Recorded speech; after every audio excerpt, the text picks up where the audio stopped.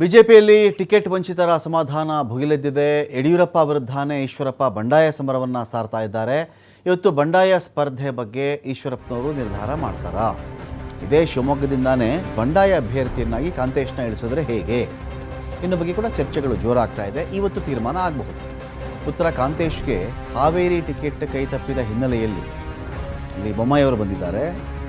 ಅಲ್ಲಿ ಬೇಡ, ಬೊಮ್ಮಾಯಿಯವರು ವಿರುದ್ಧನೇ ಕ್ಯಾಂಡಿಡೇಟ್ ಹಾಕೋದು ಬೇಡ, ಟಿಕೆಟ್ ಅನ್ಯಾಯ ಮಾಡಿದವರು ಯಾರು? ಯಡಿಯೂರಪ್ಪನವರು. ಹಾಗಾಗಿ ಯಡಿಯೂರಪ್ಪ ಅವರ ಮಗನ ವಿರುದ್ಧ ನಿಲ್ಲಿಸ್ಬಿಟ್ರೆ ಓಟ್ಗಳ ಹಂಚಿಕೆ ಆಗಲಿ, ಅವಕಾಶ ಇದ್ದರೆ ಕಾಂತೇಶ ಗೆಲ್ಲಿ, ಇಲ್ಲದೇ ಇದ್ದರೆ ಯಡಿಯೂರಪ್ಪನ ಮಗ ಅಂತೂ ಸೋಲ್ಲಿ. ಎರಡೇ ತಾನೇ ಲೆಕ್ಕಾಚಾರ ಬರೋದು. ಈಗ ಹಾವೇರಿ ನಿಲ್ಲಿಸಿದ್ರೆ ಬೊಮ್ಮಾಯಿ ಅವರಿಗೆ ವಿನಾಕಾರಣ ತೊಂದರೆ ಆಗುತ್ತೆ. ಬೊಮ್ಮಾಯಿ ಅವರಿಂದ ಈಶ್ವರಪ್ಪ ಅವ್ರಿಗೇನೂ ಅನ್ಯಾಯ ಆಗಿಲ್ಲ. ಅದರ ಬದಲಿಗೆ ರಾಘವೇಂದ್ರ ನಿಲ್ತಾರಲ್ಲ ಶಿವಮೊಗ್ಗದಲ್ಲಿ, ಈ ಕಡೆ ರಾಘವೇಂದ್ರ ಆಗ್ತಾರೆ, ಆ ಕಡೆಯಿಂದ ಗೀತಾ ಶಿವರಾಜ್ಕುಮಾರ್ ನಿಲ್ತಾ ಇದ್ದಾರೆ ಕಾಂಗ್ರೆಸ್ನಿಂದ. ಇದರ ಮಧ್ಯೆ ಕಾಂತೇಶ್ನೇನಾದರೂ ಅಲ್ಲಿ ಕಣಕ್ಕೆ ಇಳಿಸಿದಾಗ ಕುರುಬ ಸಮುದಾಯದ್ದು ಈಶ್ವರಪ್ಪ ಅವರ ಬೆಂಬಲಿಗರು ದೊಡ್ಡ ಮಟ್ಟದಲ್ಲಿ ಓಟ್ ಏನಾದರೂ ಹಾಕಿದ್ರೆ ಕಾಂತೇಶ್ಗೆ ಗೆಲ್ಲೋ ಚಾನ್ಸ್ ಇರಬಹುದು. ಅಥವಾ ಕಾಂತೇಶ್ ಗೆಲ್ಲಕ್ಕಾಗದೇ ಇದ್ದರೂ ಈಶ್ವರಪ್ಪ ಬಣ ಮತ್ತು ಕುರುಬ ಸಮುದಾಯದ ಓಟ್ಗಳೇನಾದರೂ ಕಾಂತೇಶ್ಗೆ ಟರ್ನ್ಔಟ್ ಆದಾಗ ಸಹಜವಾಗಿ ಅದು ರಾಘವೇಂದ್ರ ಓಟ್ಗಳಿಗೆ ಮೈನಸ್ ಆಗುತ್ತೆ. ಈ ಕಾರಣದಿಂದ ಕಾಂಗ್ರೆಸ್ಸಲ್ಲಿ ಗೆಲ್ಲುವಂಥ ಚಾನ್ಸಸ್ ಇರುತ್ತೆ. ಸೊ ಬಂಡಾಯವಾಗಿ ಇಲ್ಲಿ ಕಾಂಗ್ರೆಸ್ ಗೆಲ್ಲಿಸ್ಬೇಕಾ ಇನ್ನೊಬ್ರು ಗೆಲ್ಲಿಸ್ಬೇಕಾ ಅನ್ನೋದು ವಿಷಯ ಅಲ್ಲ. ಈಶ್ವರಪ್ಪ ಅವ್ರಿಗೆ ರಾಘವೇಂದ್ರನಂತೂ ಸೋಲಿಸ್ಬೇಕು. ನನ್ನ ಮಗನಿಗೆ ಅನ್ಯಾಯ ಮಾಡಿದ್ರು, ಇವ್ರ ಮಕ್ಕಳು ಚೆನ್ನಾಗಿರ್ಬೋದಾ? ಒಬ್ಬ ಮಗ ರಾಜ್ಯಾಧ್ಯಕ್ಷ ಆಗ್ಬೋದು, ಒಬ್ಬ ಮಗ MP ಆಗಬಹುದು. ಇವರು ಆಲ್ರೆಡಿ ಮುಖ್ಯಮಂತ್ರಿಗಳಾಗಿ ಅಧಿಕಾರವನ್ನು ಅನುಭವಿಸಿದ್ದಾರೆ. ಕಾರ್ಯಕರ್ತರಾಗೇ ಇರಬೇಕು. ಇವ್ರ ಮಕ್ಕಳು ಮಾತ್ರ ಈ ಥರ ಸಾಮ್ರಾಜ್ಯ ಕಟ್ಕೊಂಡು ಹೋಗ್ತಿರ್ಬೇಕಾ? ಈ ಕ್ಯಾಲ್ಕುಲೇಷನ್ಸಲ್ಲಿ ಈಶ್ವರಪ್ಪನವ್ರು ಇದ್ದಾರೆ. ಸಾಯಂಕಾಲ ಆಪ್ತರ ಸಭೆಯನ್ನು ಕೂಡ ಮಾಜಿ ಸಚಿವ ಈಶ್ವರಪ್ಪ ಕರೆದಿದ್ದಾರೆ. ಶಿವಮೊಗ್ಗದಲ್ಲಿ ಬಂಡಾಯ ಸ್ಪರ್ಧೆ ಬಗ್ಗೆ ಏನು ಮಾಡೋಣ ಅಂತ ಕೂಡ ಅಭಿಪ್ರಾಯವನ್ನು ಸಂಗ್ರಹ ಮಾಡಿಸ್ತಕ್ಕಂಥ ಕೆಲಸ ಮಾಡ್ತಾ ಇದ್ದಾರೆ. ಟಿಕೆಟ್ ಕೊಡಿಸ್ತೀನಿ ಅಂತ ಯಡಿಯೂರಪ್ಪನವ್ರು ಹೇಳಿದ್ರು, ನನಗೆ ಮೋಸ ಮಾಡಿದ್ದಾರೆ. ನನ್ನ ಆಪ್ತರು ತೆಗೆದುಕೊಳ್ಳುವ ತೀರ್ಮಾನಕ್ಕೆ ನಾನು ಬದ್ಧ. ಆಪ್ತರು ಬಂಡಾಯ ಸ್ಪರ್ಧೆಗೆ ಸೂಚನೆ ಕೊಟ್ಟರೆ ಅದಕ್ಕೂ ಬದ್ಧ ಅಂತ ಈಶ್ವರಪ್ಪನವ್ರು ಹೇಳಿದ್ದಾರೆ. ಇದೇ ವಿಚಾರಕ್ಕೆ ಸಂಬಂಧಪಟ್ಟಂತೆ ನವೀನ್ ಈಶ್ವರಪ್ಪ ಅವ್ರನ್ನ ಮಾತನಾಡಿಸಿದ್ದಾರೆ. ಏನು ಹೇಳಿದ್ದಾರೆ ಈಶ್ವರಪ್ಪನವರು ನೋಡಿ.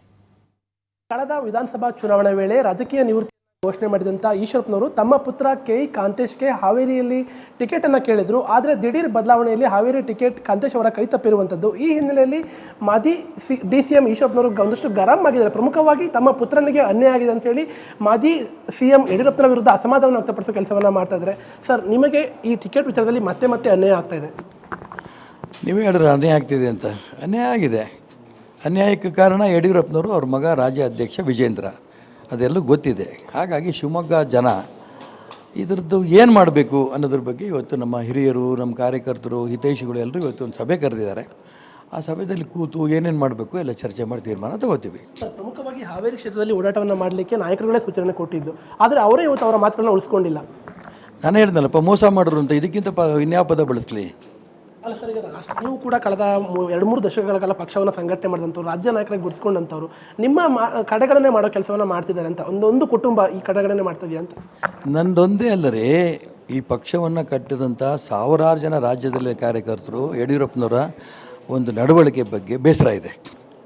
ಅವ್ರ ಮಗ, ಒಬ್ಬ ಮಗ MP, ಇನ್ನೊಬ್ಬ ಮಗ MLA, ಅದೇ ಇನ್ನೊಬ್ಬ ಮಗ ರಾಜ್ಯಾಧ್ಯಕ್ಷ. ಇಷ್ಟೆಲ್ಲ ಅವ್ರದ್ದೇ ಕುಟುಂಬದಲ್ಲಿ ಇಟ್ಕೋತಾರೆ, ಬೇರೆ ಯಾರಿಗೂ ಇದು ಮಾಡಲ್ಲ. ಮತ್ತು ಅವ್ರಿಗೆ ಬೇಕಾದಂಥ ಫಾಲೋವರ್ಸ್ಗೆ ಎಲ್ಲ ಬೆಂಬಲ ಕೊಟ್ಕೊಂಬರ್ದಿದ್ದಾರೆ. ಪಕ್ಷದಲ್ಲಿ ಅನೇಕ ವರ್ಷ ಕೆಲಸ ಮಾಡಿರೋ ಏನೂ ಬೆಲೆ ಇಲ್ಲ. ಅವ್ರಿಗೆ ಬೇಕಾದಂಥ ಫಾಲೋವರ್ಸ್ಗೆ ತಕ್ಷಣ ಏನು ಬೇಕಲ್ಲ ವ್ಯವಸ್ಥೆಗಳು ಮಾಡ್ತಾಯಿದ್ದಾರೆ. ಇದು ಭಾಳ ಜನಕ್ಕೆ ನೋವಿದೆ. ನಾನು ಹೇಳಿದ್ನಲ್ಲ, ಅವರೆಲ್ಲರ ನೋವನ್ನು ಸರಿಪಡಿಸ್ಬೇಕು ಅನ್ನೋದಾದರೆ ಯಾರು ಸ್ವಲ್ಪ ಕಷ್ಟಪಡಬೇಕಾಗತ್ತೆ. ಆ ದಿಕ್ಕಿನಲ್ಲಿ ಅವರೆಲ್ಲರ ಜೊತೆಗೆ ನಾನು ಸೇರಿ ಕರ್ನಾಟಕ ರಾಜ್ಯದಲ್ಲಿ ಭಾರತೀಯ ಜನತಾ ಪಾರ್ಟಿ ಸರಿ ಹೋಗಬೇಕು, ಅದಕ್ಕೆ ಕಲಿಯೋ ಪ್ರಯತ್ನ ಮಾಡ್ತೀನಿ. ಮುಖ್ಯವಾಗಿ ಹಿಂದುತ್ವದ ಬಗ್ಗೆ ಒಂದಷ್ಟು ಕಟುವಾಗಿ ಮಾತಾಡುವಂಥ ನಾಯಕರುಗಳೇ ಇವತ್ತು ಕಡೆಗಣನೆ ಆಗ್ತಾ ಇದ್ದಾರೆ. ಕಟೀಲ್ ಅವ್ರ ವಿಚಾರ ಇರ್ಬೋದು, CT ರವಿ ಅವರು ಇರ್ಬೋದು, ನೀವುಗಳಿರ್ಬೋದು, ಎಲ್ಲರೂ ಕೂಡ ಅಂದರೆ ಹಿಂದುತ್ವದ ಬಗ್ಗೆ ಮಾತಾಡೋದೇ ಎಲ್ಲೊಂದು ಕಡೆ ತಪ್ಪಾಗ್ತಿದೆಯಾ ಅನ್ನೋ ಥರ. ಪ್ರತಾಪ್ ಸಿಂಹ, ಬಸವರಾಜ್ ಯತ್ನಾಳು, CT ರವಿ, ನಳಿನ್ ಕುಮಾರ್ ಕಟೀಲು, ಸದಾನಂದ ಗೌಡರು, ಇವರೆಲ್ಲರೂ ಕೂಡ ನನಗೆ ಫೋನ್ ಮಾಡ್ತಾಯಿದ್ದಾರೆ. ಈ ರೀತಿ ಅನ್ಯಾಯ ಆಗ್ತಾಯಿದೆ, ಏನು ಮಾಡೋದು ಎಲ್ಲರೂ ಹೊಟ್ಟೆ ಒಳಗಡೆ ನೋವನ್ನು ಅನುಭವಿಸ್ತಾ ಇದ್ದಾರೆ. ಈ ರೀತಿ ಅನೇಕರು ಅವರು ಹೇಳ್ಕೊಳಕ್ಕೂ ಆಗದೇ ಇರೋ ತುಂಬ ಜನ ಇದ್ದಾರೆ. ಅವರಷ್ಟೂ ಜನಕ್ಕೂ ಕೂಡ ಸಮಾಧಾನ ಆಗೋ ರೀತಿಯಲ್ಲಿ ಈ ಪಾರ್ಟಿ ಬೆಳಿಬೇಕು. ಆ ದಿಕ್ಕಿನಲ್ಲಿ ಅವರೆಲ್ಲರ ಧ್ವನಿಯಾಗಿ ನಾನು ಮುಂದಿಲ್ತೀನಿ.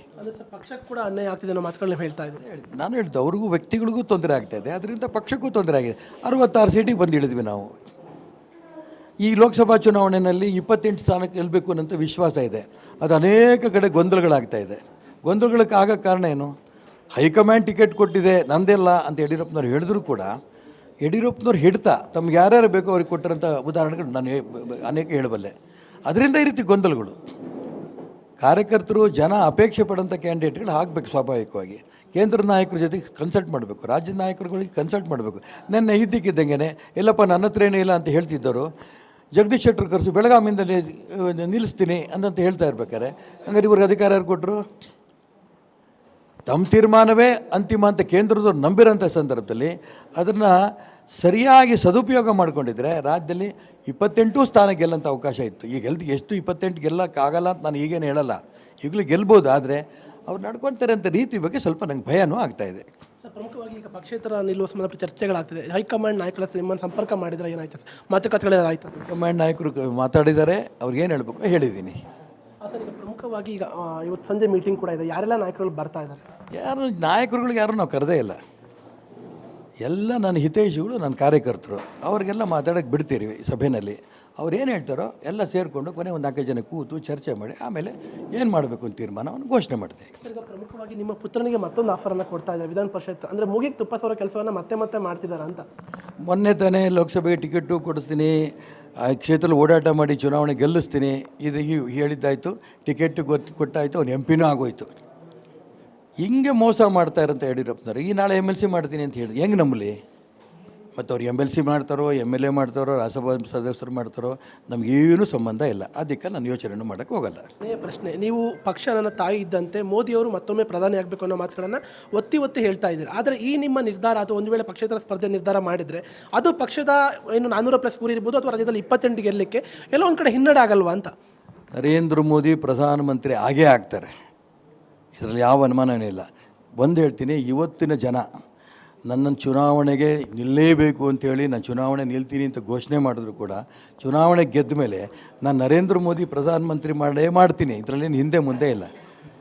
ಯಾವ ಕಾರಣ ಕೂಡ ನರೇಂದ್ರ ಮೋದಿ ಪ್ರಧಾನಮಂತ್ರಿ ಆಗದೇ ಇರೋ ರೀತಿಯಲ್ಲಿ ಒಂದು ಅಕ್ಷರ ಒಂದು ಎಫರ್ಟ್ಸ್ ಅಂತ ಹಾಕೋಕ್ಕೆ ಸಾಧ್ಯನೇ ಇಲ್ಲ.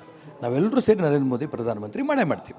ಇದು ಪ್ರಮುಖವಾಗಿ ಮಾಜಿ ಸಚಿವ KS ಈಶ್ವರಪ್ಪನವರ ಮಾತು. ಅಂದರೆ ಪ್ರಧಾನಿ ಮೋದಿಯವರು ಮತ್ತೊಮ್ಮೆ ಪ್ರಧಾನಿ ಆಗಲೇಬೇಕು. ಪ್ರಮುಖವಾಗಿ ಈ ಒಂದು ವಿಚಾರದಲ್ಲಿ, ಅಂದರೆ ನನ್ನ ಪುತ್ರನ ಟಿಕೆಟ್ ವಿಚಾರದಲ್ಲಿ ಮತ್ತೆ ಅನ್ಯಾಯ ಆಗ್ತಿದೆ, ಹಾಗಾಗಿ ನಾನು ಯಾವುದೇ ಕಾರಣಕ್ಕೂ ಯಡಿಯೂರಪ್ಪನವರನ್ನು ನಂಬಲ್ಲ, ಅವರು ನನಗೆ ಮೋಸವನ್ನು ಮಾಡಿದ್ರು ಮಾತನ್ನು ಹೇಳ್ತಾ ಇದ್ದಾರೆ. ಇವತ್ತಿನ ಸಭೆಯಲ್ಲಿ ನಿರ್ಧಾರವನ್ನು ಮಾಡಿ ನಾನು ನಿರ್ಧಾರವನ್ನು ಮಾಡ್ತೀನಿ ಅನ್ನೋ ಮಾತನ್ನು ಈಶ್ವರಪ್ಪನವರು ಕೂಡ ಹೇಳ್ತಾ ಇರುವಂಥದ್ದು. ಕ್ಯಾಮ್ರಾ ಪರ್ಸನ್ ಮಹೇಶ್ ಜೊತೆ ನವೀನ್ ಪುರ್ದಾಳ್, TV5 ಶಿವಮೊಗ್ಗ.